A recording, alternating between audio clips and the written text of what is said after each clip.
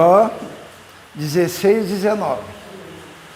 Diz assim: saibam que agora mesmo a minha testemunha está nos céus, nas alturas está o meu advogado, o meu intercessor é meu amigo.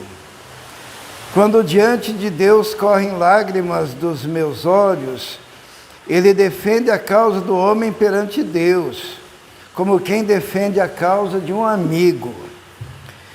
Pois mais alguns anos apenas e farei a viagem sem retorno. Amém? Vamos orar. Senhor, pedimos que o Senhor nos abençoe e possamos entender a sua palavra em nome de Jesus. Amém. Aí está a viagem sem retorno também, como é que está na tradução? Por onde não tornarei. Então é a viagem sem retorno. Será que é isso, hein? A viagem sem retorno. Todo mundo entendeu, né, a metáfora. Poeticamente, a morte. Né? Aqui é Jó falando sobre a sua vida. E hoje eu queria pensar um pouquinho sobre por que Deus permite o sofrimento.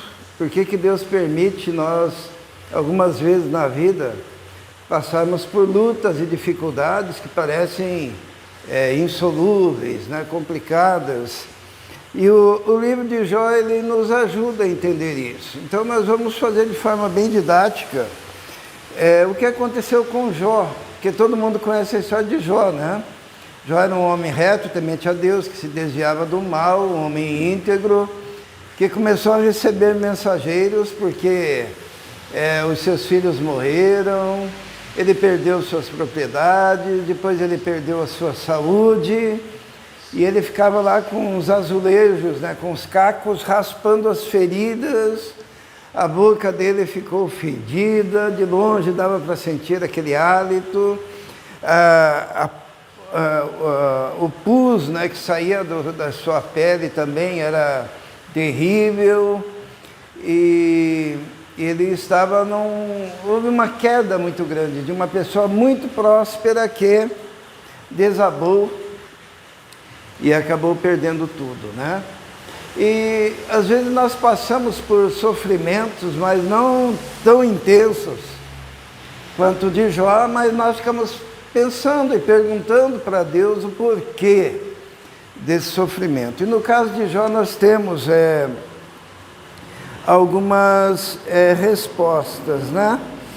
E uma das que eu coloquei aqui é que os momentos difíceis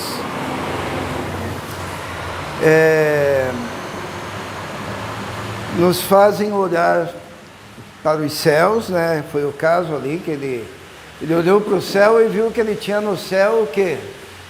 Uma testemunha. O que é testemunha? Alguém que está vendo, e um advogado. Não sei se aparece advogado aí na versão de vocês, ou um intercessor. Em Jó, no versículo 19, no final, né?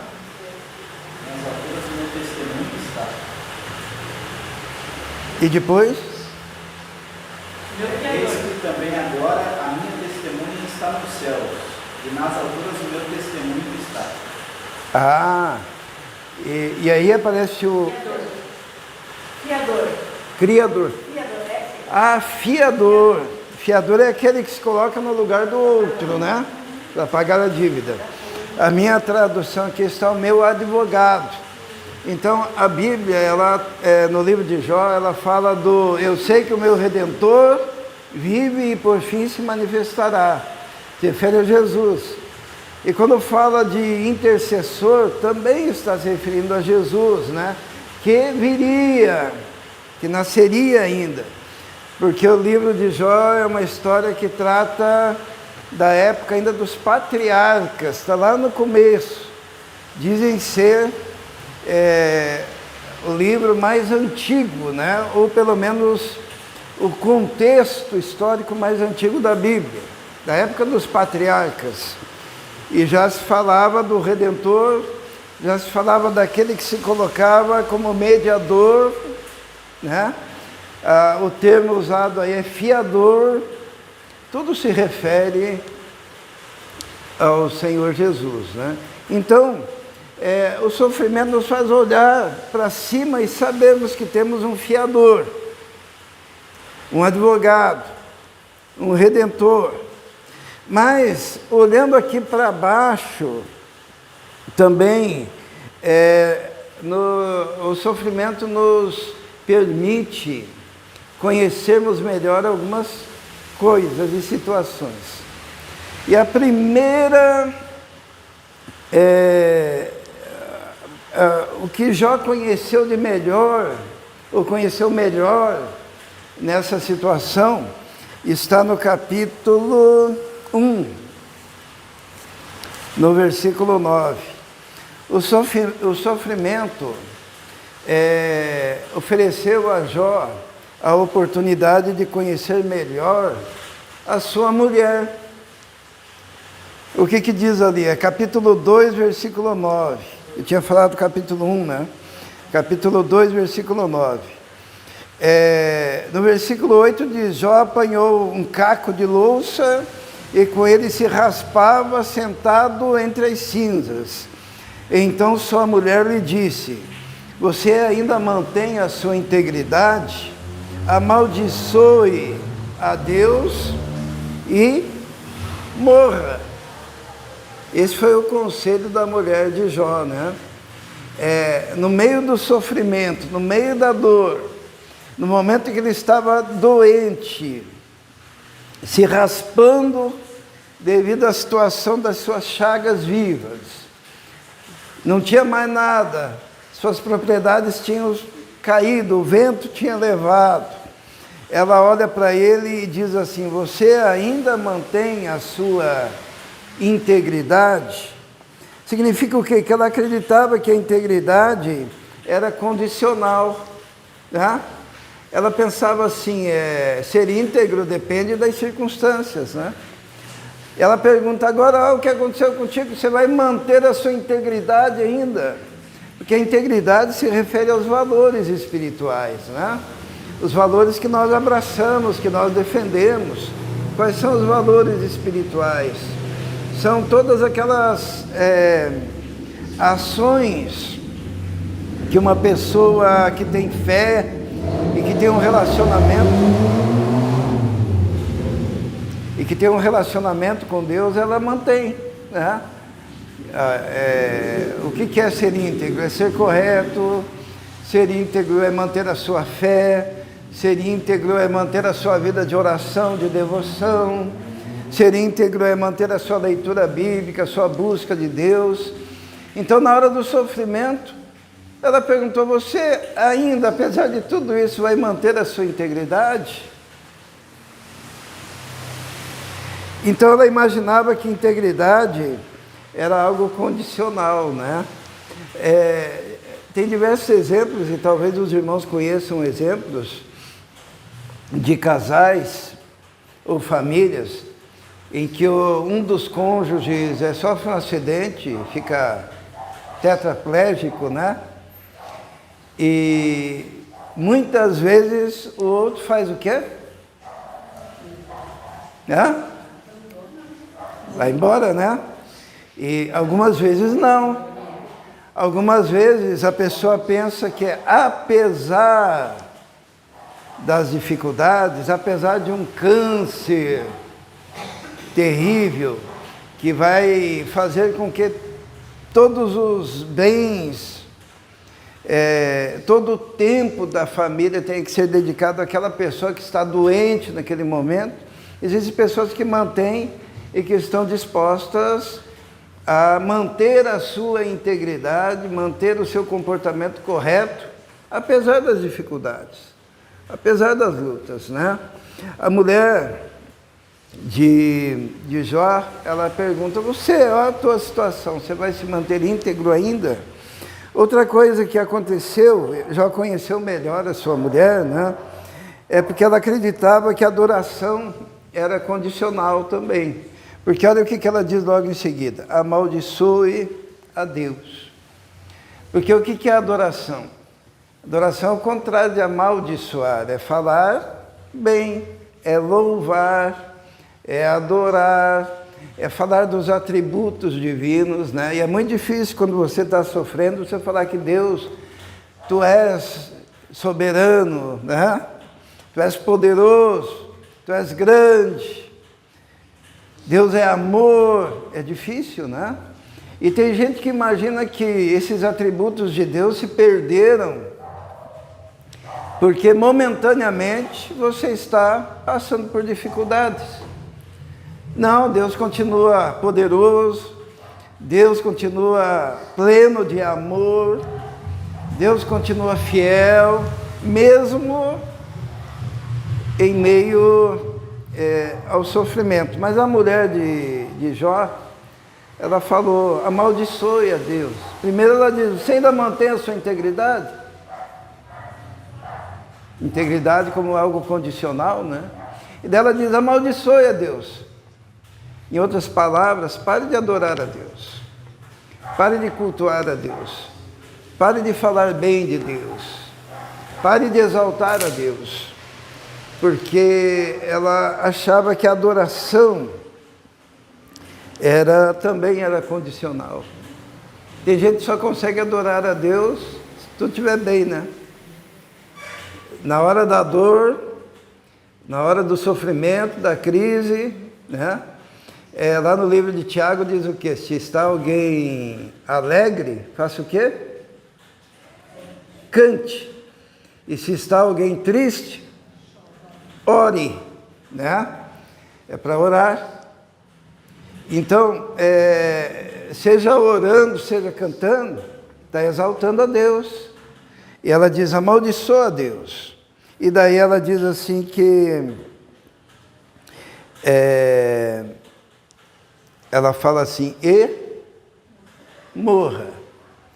Por que será que ela diz, amaldiçoa a Deus e morra? Será que ela era piedade em relação ao marido que estava sofrendo? Ou seria um alívio para ela? O que vocês acham? Uma oportunidade, porque uma mulher que tenha marido não poderia se casar novamente. Porém, uma mulher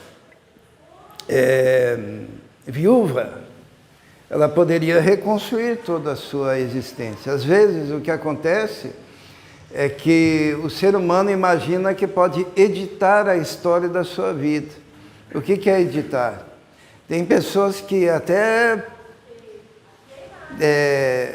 agem de forma a eliminar um cônjuge, porque imaginam que estão editando para melhorar a sua vida, né? O que é editar? É pegar e refazer pedaços conforme a seu próprio entendimento. Então ela pega e diz, então morra, seria um alívio para ela. Talvez ela pudesse pensar que seria um alívio para ele, mas ela estaria livre.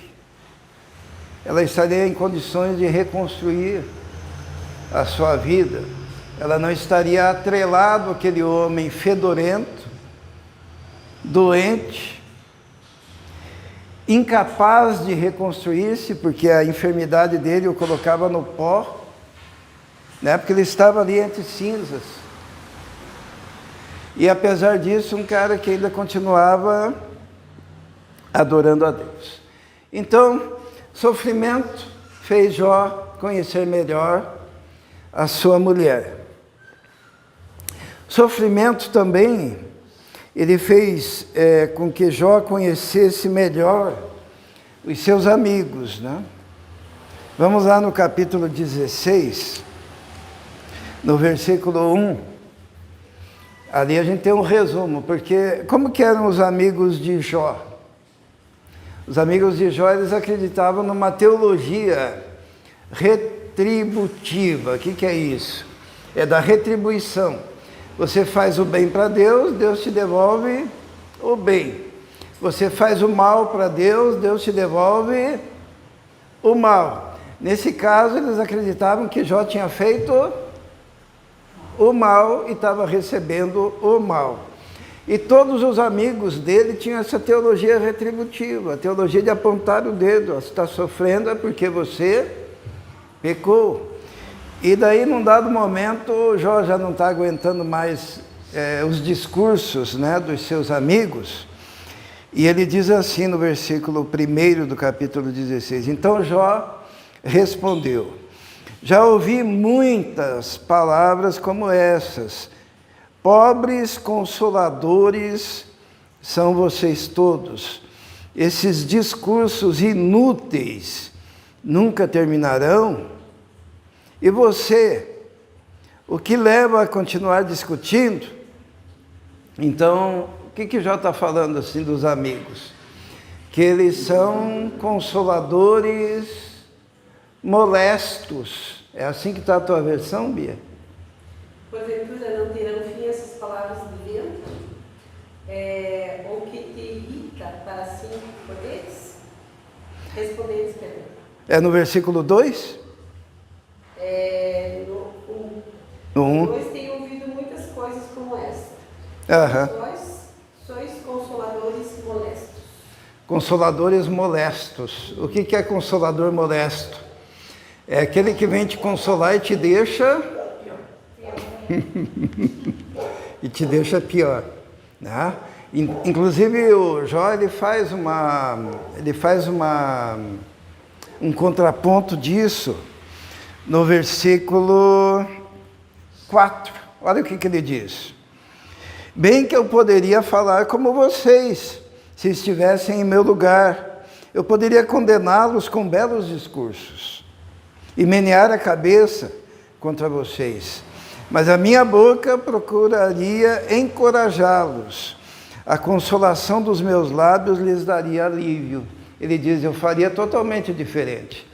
Eu poderia usar também belos discursos para acabar com vocês. Mas eu lhes daria palavras de consolação. Então, o sofrimento fez Jó conhecer a mulher melhor. Fez conhecer quem? Os amigos. Ele percebeu que eram consoladores, que nem diz, eu gosto dessa versão que é mais poética, né? Consoladores molestos. Ou como diz aqui na minha, né? Pobres consoladores. Eu gosto da expressão também, palavras ao vento, né? Consolos que são como o vento, que não resolvem. Então ele conheceu seus amigos. Agora ele também conheceu melhor os seus inimigos. Vamos ver o versículo 9, o que diz ali. No versículo 8, diz assim: tu me deixaste deprimido. O que é uma testemunha disso? A minha magreza se levanta e se depõe contra mim. Então imagina, esse homem devia estar parecendo um aidético, né? A minha magreza depõe contra mim. Quando você olha de longe, a pessoa está doente. Se você ler ali no verso 16, olha como é que estava o rosto dele. Meu rosto está rubro, isso é vermelho de tanto eu chorar, e sombras densas circundam os meus... E sombras densas circundam os meus olhos. Alguém já viu alguém assim? Magro, olhos com sombras escuras, o rosto vermelho. Ele estava terrível, né? Digno de compaixão. Mas no versículo 9 diz assim: Deus em sua ira ataca-me e faz-me em pedaços, e range os dentes contra mim. Meus inimigos fitam-me com olhar ferino. Os homens abrem a sua boca contra mim, esmurram meu rosto com zombaria e se unem contra mim. Então olha só a situação deste cara, fisicamente, ele estava arrebentado e de longe se via que ele estava sofrendo, manchas roxas nos olhos, eu já vi em alguns casos de pessoas muito doentes, né? O rosto todo vermelho, aquela magreza, né? terrível. E junto com isso, a fraqueza, a voz que não sai direito, e além disso, o hálito com cheiro ruim e as feridas no corpo. Então a situação dele era deplorável, né? Mas nem isso trouxe compaixão por parte dos seus inimigos. Inimigo é inimigo, né? E ele não quer o teu bem, e não adianta você imaginar que porque você está numa situação difícil, o seu inimigo vai te deixar em paz, em sossego. Isto é, ele se aproveita da sua fraqueza para te deixar mais fraco e para te humilhar. Então, o que nós aprendemos com isso?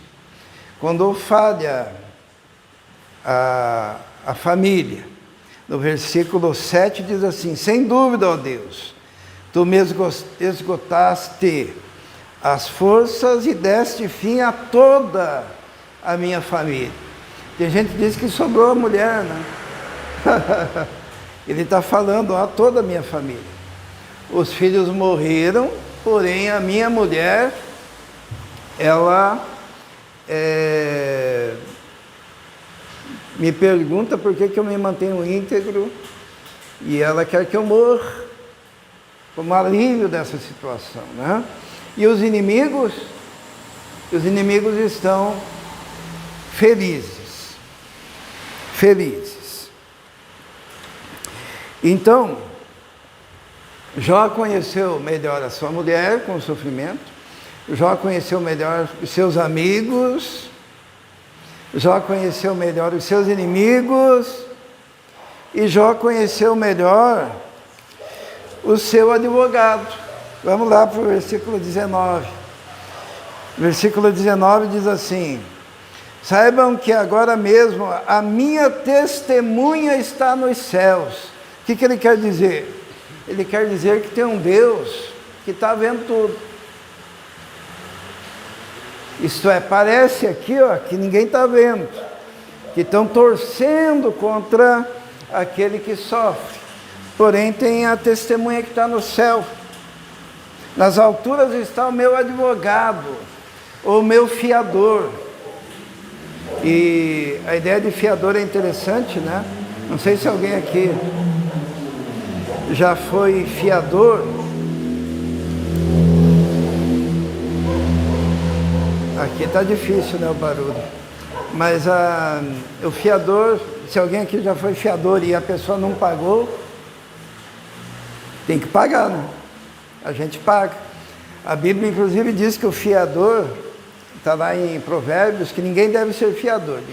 Não seja fiador de ninguém, a Bíblia fala, porque você caiu nas mãos do seu irmão, tá? E você terá que pagar até o último centavo. Então a Bíblia diz, não seja. Mas mesmo assim a gente é teimoso, às vezes a gente é, né? Às vezes dá certo. E às vezes dá errado. Mas o conselho bíblico, né? E tem gente que fica brava quando a gente fala isso, é para não ser. Tá? Porque quando você é fiador, você assume a bronca. E aqui quando diz que o Senhor é testemunha e é fiador, diz que Ele está assumindo o nosso lugar. Tá? Aqui aparece como advogado. Nas alturas está o meu advogado. O meu intercessor é meu amigo. Além de tudo, é meu amigo. Quando diante de Deus correm lágrimas dos meus olhos, Ele defende a causa do homem perante Deus, como quem defende a causa de um amigo. Ele conheceu melhor o seu Deus. E ele conheceu melhor como? Na adversidade. Lá em Jó 42, vamos ler para encerrarmos. Jó 42, ele confessa que o conhecimento dele, de Deus, era um conhecimento de ouvir falar. Diz assim, Jó 42, no versículo 5. Meus ouvidos já tinham ouvido a teu respeito, mas agora os meus olhos te viram. Ou, na versão tradicional, antes eu te conhecia de ouvir falar, mas agora te veem os meus olhos. Então, o sofrimento muitas vezes faz com que a gente tenha uma visão mais íntima, mais profunda do nosso Deus, porque Ele é a nossa testemunha, o nosso fiador, o nosso advogado, o nosso amigo. E no versículo 22 do capítulo 16 diz assim: pois mais alguns anos apenas, e farei a viagem sem retorno. O que significa? É que mesmo que o sofrimento perdure aqui na Terra, mais alguns anos a gente faz a viagem sem retorno, né? Ou alguém aqui está iludido que não vai fazer a viagem sem retorno? Só existe uma opção para não fazer a viagem sem retorno. Qual que é? Jesus voltar antes, né? Daí somos transformados em vida. E quando fizermos essa viagem sem retorno, então ninguém que vai para lá volta para contar, tá? A Bíblia fala: o homem está ordenado morrer uma só vez, vindo depois disso o juízo. Então, nesse dia acaba o sofrimento. Não é isso? Mesmo que soframos na terra. E Jó, ele diz: olha, falta mais alguns anos, eu faço a viagem sem retorno, tudo se resolve. E tem o advogado, e tem o amigo que está me esperando no céu. Mas Deus, na sua misericórdia, restaurou a vida de Jó. E depois que Deus restaurou a vida de Jó, ele estava como? Ele estava melhor do que antes, em termos de conhecimento. Provavelmente a partir dali o seu relacionamento com a sua esposa foi diferente, porque ele já enxergava aquelas questões. O seu relacionamento com os seus amigos foi diferente, porque ele já enxergava aquelas questões. A sua esperança de ver bondade no olhar dos seus inimigos também foi diferente. Ele viu que não importa o que aconteça, inimigo é inimigo, né? E Deus usou o sofrimento para melhorar Jó, né? Enquanto o diabo, o adversário, o inimigo, queria destruir Jó, Deus usou tudo isso para edificar e consolidar a fé do Jó. Então o sofrimento nos ajuda a conhecermos melhor e crescermos mais na fé, na integridade, no amor, na justiça, na comunhão com Deus. Amém?